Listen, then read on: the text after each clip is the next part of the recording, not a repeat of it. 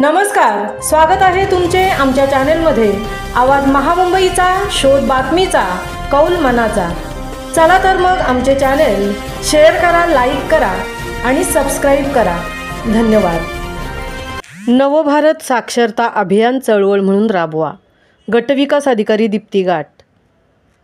पोलादपूर तालुक्यात 9096 कुटुंब आहेत, पैकी 835 जण निरक्षर आहेत।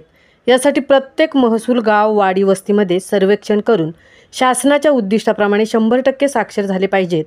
यासाठी नवभारत साक्षरता अभियान एक चळवळ म्हणून राबवा, असे आवाहन पोलादपूर पंचायत समितीच्या गटविकास अधिकारी दीप्ती गाठ यांनी गटसाधन केंद्र येथे विस्तार अधिकारी, केंद्र प्रमुख, प्राथमिक माध्यमिक मुख्याध्यापक, लेखनिक यांच्या सभेत बोलताना केले।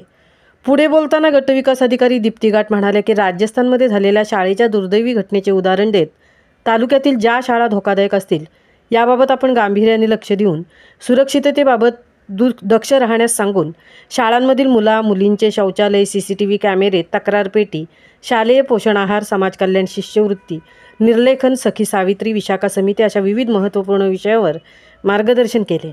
गटविकास अधिकारी सुभाष साळुंके व विषय साधन व्यक्ती मंगेश चिल्ले यांनी ड्रॉप बॉक्स, आधार, अपार ID व इको क्लब या विषयांवर सविस्तर मार्गदर्शन केले।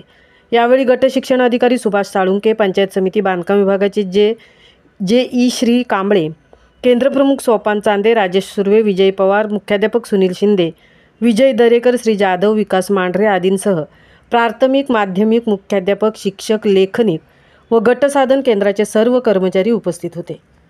आवाज महामुंबईचा चॅनेलसाठी धनराज गोपाळसह तृप्ती भोईर, पोलादपूर।